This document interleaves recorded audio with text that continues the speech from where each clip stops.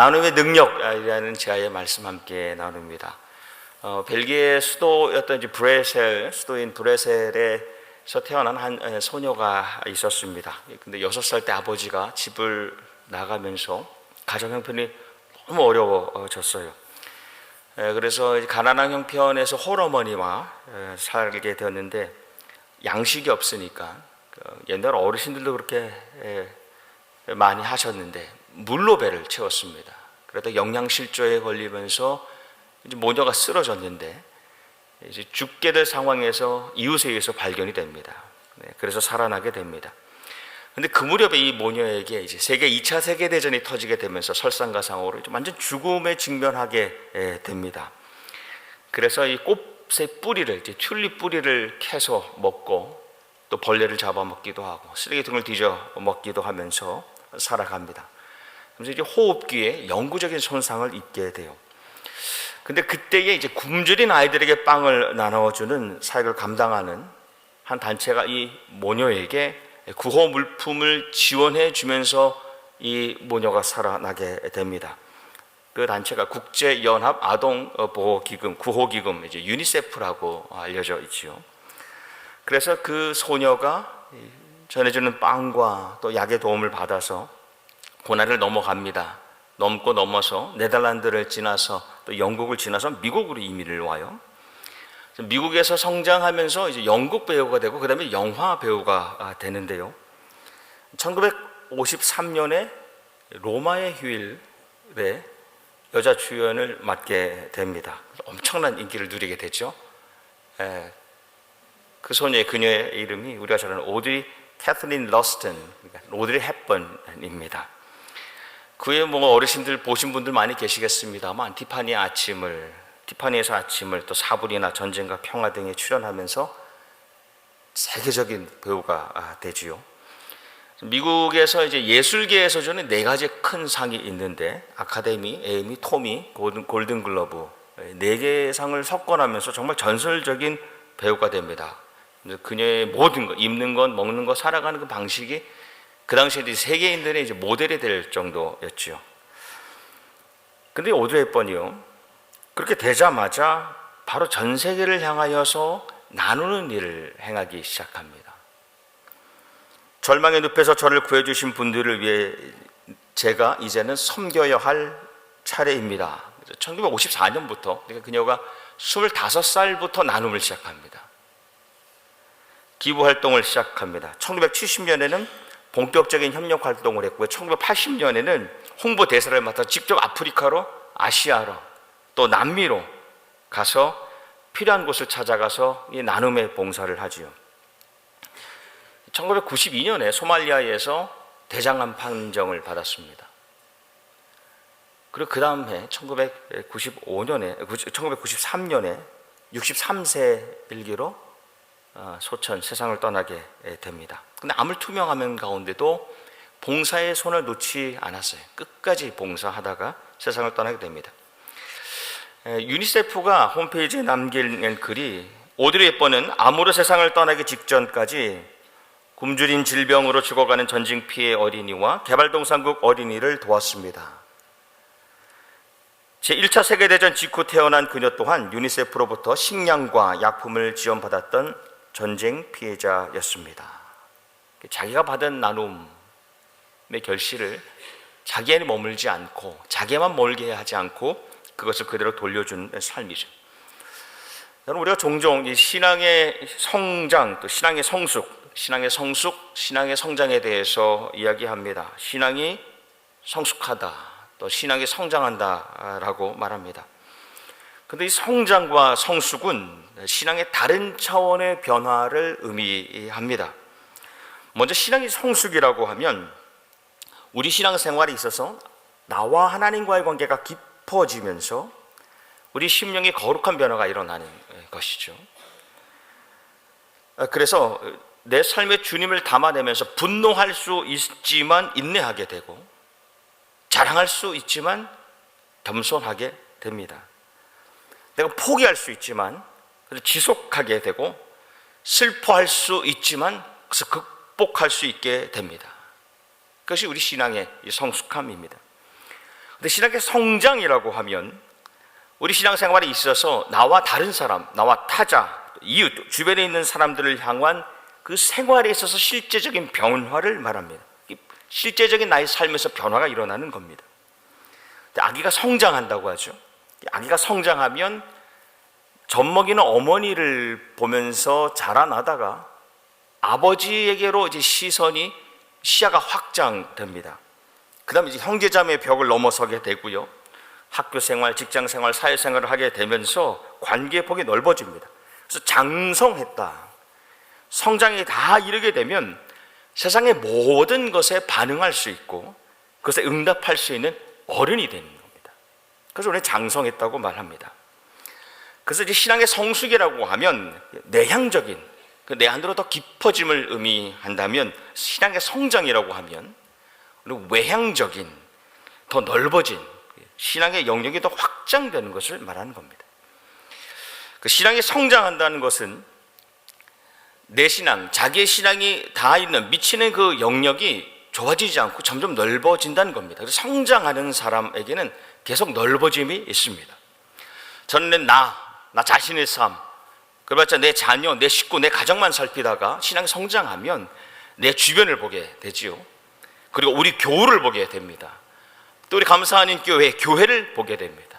더 나아가서 세계를 향하여 점점 시야가 확장되는 겁니다. 그러니까 신앙이 성숙한 사람이라고 해서 신앙이 성숙하다 해서 반드시 지금 성장하고 있는 사람은 아닐 수 있어요. 또 믿음이 성장한다고 해서 반드시 성숙한 사람을 의미하는 것은 아닙니다. 그래서 이 신앙의 성장과 성숙은 함께 균형 잡히게 이루어 나가야 되는 것입니다. 여러분, 예수님께서는 우리에게 그 성장의 끝점, 우리가 이르러야 하는 그 궁극적인 목표점을 우리에게 보여주신 분이신데요. 우리 예수님께서는 이 아이의 일용할 양식을 통하여서 그 양식, 아이가 가져온 것을 통하여 오병이어를 통하여 5,000명을 넘는 그 수많은 이들을 그들 생명을 살리고 먹일 것을 보셨습니다. 자기의 생명을 나누심을, 생명까지 나누심을 통하여서 수많은 영적인 육적인 생명들이 다시 살아나게 될 것을 그때에 보셨던 것이죠. 그래서 아셨던 분이고 그것을 행하신 분입니다. 그래서 예수님께서는 겟세마네 동산에서 깊은 하나님과의 관계, 그 교제를 나누시고 또 즉시로 주저함 없이 십자가로 향하여 나아가시는 그 신앙의 성숙과 성장을 온전히 이뤄내신 분이십니다. 오늘 우리가 나눈 말씀이 있는 레위기, 여러분 이 레위기 책의 핵심 주제는 거룩입니다. 거룩하라입니다. 거룩하라는 말씀이 계속 반복해 나옵니다. 레위기는 27장으로 되어 있는데 두 부분으로 나누면 앞부분은 1장에서 16장이고 뒷부분이 17장에서 27장입니다. 주제가 좀 달라요. 앞부분은 우리가 거룩한 하나님을 만나는 법에 대한 말씀입니다. 그 제사법이 막 나오죠. 예배에 대한 말씀이 나옵니다. 하나님 어떻게 섬길 것인가에 대한 말씀이 이 레위기의 앞부분입니다. 레위기 뒷부분 17장에서 27장까지의 말씀은 하나님을 만난 자로서, 그래서 이렇게 거룩하신 하나님을 만난 자로서 또 하나님을 만난 공동체로서 어떻게 살아가야 되는 법에 대한 그런 말씀들입니다. 살아가는 법입니다. 실천법입니다. 생활에 대한 말씀이고 나눔에 대한 말씀이 나옵니다. 여러분, 하나님께서 우리에게 기대하시고 우리에게 요구하시는 이 거룩함, 이 거룩하라 그 거룩함은 제단에서 하나님과의 관계 회복을 통하여 시작됩니다. 그래서 우리가 어제 말씀을 나눴잖아요. 이 섬김의 능력, 제단에 나와서 나와 하나님과의 관계가 회복됨을 통하여서 살기 어려운 지경에 있어도 살 수 있는 능력을 가지게 되는 것이죠. 거기에서 시작되는 것이 거룩함입니다. 그런데 그 거룩함은 세상에서 다른 사람을 향하여, 타자와 이웃을 향하여 그들과 관계하기 시작하고 그들과 나누기 시작할 때 그 거룩함이 완성된다는 것입니다. 그것이 레위기 전체의 말씀입니다. 좀 더 세밀하게 보면 우리 레위기 19장에서 하나님께서는 너희는 거룩하라 라고 명령하시고 그 거룩함, 이 거룩하게 살아가는 방식에 대해서 알려주시죠. 좀 쉬운 번역으로 읽어드리겠습니다. 너가 밭에서 난 곡식을 거두며 드릴 때 밭 구석구석까지 다 걷어들여서는 안 된다. 걷어들인 다음에 떨어진 이삭을 주워서도 안 된다. 포도를 딸 때 모조리 따서는 안 된다. 포도밭에 떨어진 포도도 주워서는 안 된다. 가난한 사람들과 나그네 신세인 외국인들이 줍게 그것을 남겨두어야 한다. 이어질 말씀이 내가 주 너희의 하나님이다. 아멘. 거룩한 하나님의 사람들 또 그들이 일궈가는 공동체는 곡식을 벨 때에 구석구석 다 베면 안 된다는 겁니다. 또 베다가 혹 이삭이 떨어졌을 때라도 그것을 주어서는 안 된다는 겁니다. 열매를 딸 때에도 모조리 다 따가지 말고 한번 흔들어서 떨어지지 않는 것은 남겨두는 겁니다. 대충 따가지고 가라는 것이죠. 일부러 남겨진 곡식과 열매는 그때의 그 시절에 그 시기를 지나는 가난한 사람들과 고아와 과부 이민자로 대표되는 소외된 사람들을 위해서 남겨두라는 겁니다. 그것이 거룩한 사람들과 거룩한 공동체가 살아가는 방식입니다. 당장 보기에 먹을 것이 없고 누릴 것이 없어 보여도 말씀에 나는 너희 하나님이다. 내가 너의 삶의 하나님이다. 너의 삶의 주인이다라는 그 말씀을 신뢰하고 의지하고 그래서 움켜쥐지 않고 손을 펴는 겁니다. 이것이 거룩한 하나님의 백성들과 그들의 공동체가 거룩함을 이루어가는 방식입니다. 그 백성들과 그 공동체가 세상의 여느 다른 조직과 모임과 어떤 기업과 사회와 국가와 구별되는 명백한 특징입니다. 성숙과 함께 이 성장에 이르는 공동체가 가진 능력입니다. 하나님께서 세워가시는 가정과 교회라는 공동체가 힘을 얻을 때는, 힘을 발휘할 때는 나눌 때입니다. 하나님께서 정말 주인이 되시고 주관하시고 운영하시는 공동체, 신앙의 공동체의 힘, 이 교회의 힘은, 교회의 능력은 가둠에 있는 것이 아니라 나눔에 있는 것이지요. 신명기 15장 7절 이하의 말씀에 내 하나님 여호와께서 내게 주신 땅 어느 성읍에서든지 가난한 형제가 너와 함께 거주하거든 그 가난한 형제에게 내 마음을 완악하게 하지 말며 내 손을 움켜쥐지 말고 반드시 내 손을 그에게 펴서 그에게 필요한 대로 쓸 것을 넉넉히 구워주라 명령하십니다. 여러분, 우리 하나님의 시선과 하나님의 관심은 이 성전 제대로만 머물지 않으시지요. 예배로 하나님을 섬기는, 예배로 거룩한 하나님을 섬기는 이들, 그들이 만들어가는 교회가 과연 세상에서 어떤 나눔을 살아가는가, 어떤 나눔의 삶을 살아가는가까지 그분의 시선과 관심은 나아가시는 겁니다. 여러분, 하나님의 시선과 하나님의 관심은 정말로 다양하고 너무나도 구체적이십니다. 내게 한 말씀에 보면 이웃 품꾼의 싹을, 품꾼의 임금을, 품꾼의 페이를 밤새 아침까지 가지고 있지 말라고 명령하시지요. 이게 얼마나 세밀한 명령이세요? 주인이 하루 종일 일한 일꾼의 품삯을 저녁에 주지 않고 밤새 가지고 있으면 그 하루 종일 일한 일꾼은 밤을 새서 과연 내가 임금을 받을 수 있을까? 내가 내일 먹고 살 수 있는 그런 물질을 가질 수 있을까? 양식을 구할 수 있을까에 대해 고민하지 않겠습니까? 하나님께서는 그 고민도 하지 않도록 일꾼에게 밤이 지나기 전에 반드시 그 품삯을 주라고 명령하시는 겁니다. 하나님은 우리의 소유의 능력이 아니라 하나님은 우리의 나눔의 능력을 집중하여 보시는 분이십니다. 그래서 우리 감사하는 교회가 소유의 능력을 누리실 뿐 아니라 그것보다 하나님이 더 관심 가지시고 집중하시는 이 나눔의 능력을 발휘하시기를 주님의 이름으로 축복합니다. 이 땅에서 사실 예수님의 능력은 자기의 삶의 모든 것을 세상과 사람을 향하여 나누실 때에 나타났습니다. 예수님께서 가지려고 하실 때 능력이 나타난 것이 아니라 예수님이 나누심을 통하여서 그분의 능력이 나타났습니다. 모든 것을 나누시고 마지막 생명까지 나누시는 그 십자가를 통하여서 주님의 능력은 명백하게 나타나지 않습니까? 십자가는 세상의 관점에서 보면 완전히 발가벗겨진 가장 유약하고 무능해 보이는 상태이지만 가장 위대한 능력이 나타나는 자리입니다. 우리가 잘 아는 예수님의 그 선한 사마리아인 비유는 나눔이 절대적으로 필요했던 그 당시에 약자, 소자, 빈자를 향해 있던 그 누가, 그들의 관심이 많았던 의사 누가 같은 누가복음에만 나옵니다. 이 비유를 보면 스스로 말씀을 잘 지킨다고 신앙이 투철하다고 여겼던 한 율법학자가 예수님께 질문을 하면서 이 비유가 시작됩니다. 누가 제 이웃입니까? 라고 질문합니다. 누가 내 이웃입니까? 예수님의 말씀이 시작되는데 예루살렘에서 여리고까지 한 20마일 거리예요. 한 35km 되는 길인데 사실 이 길엔 다양한 사람들이 지났습니다.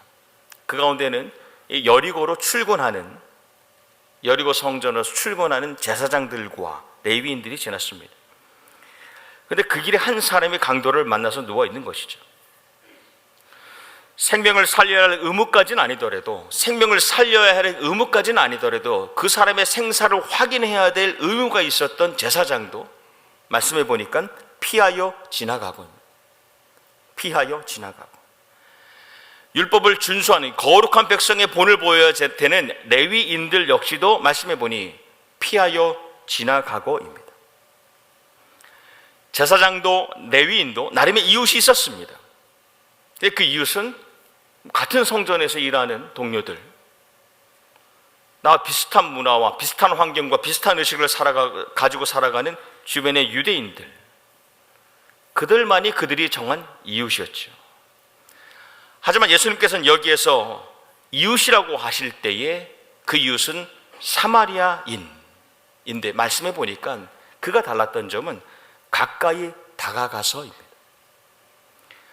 피하여 지나가는 사람은 이웃이 될 수 없고 가까이 다가갈 수 있는 사람만이 이웃이 된다는 겁니다. 그래서 예수님께서는 누가 내 이웃입니까? 누가 나의 이웃입니까? 라는 내 이웃을 규정해 주십시오 라는 어떻게 보면 고약한 이 율법학자의 질문을 바꾸시죠. 그래서 이렇게 물으시죠. 누가 그 사람의 이웃이 되겠느냐? 누가 강도 만난 사람의 이웃이 되겠느냐입니다. 강도 만난 그이가 너를 이웃으로 여길 수 있도록 가까이 다가가라는 말씀입니다. 이 시대에 강도 만난 사람이 너희 교회를, 이 교회를, 감사하는 교회를 이웃이라고 여길 수 있도록 가까이 다가가라라는 말씀입니다. 그래서 H. 그리븐이라는 분의 글에는 아무도 이웃이 누구인지 정의할 수 없다. 다만 이웃이 될 수 있을 뿐이다. 합니다. 여러분, 나눔의 대상이 많아질수록 이웃의 지경이 넓어지는 겁니다. 우리의 이웃은 내가 얼만큼 많이 나누냐에 따라서 확장되어집니다.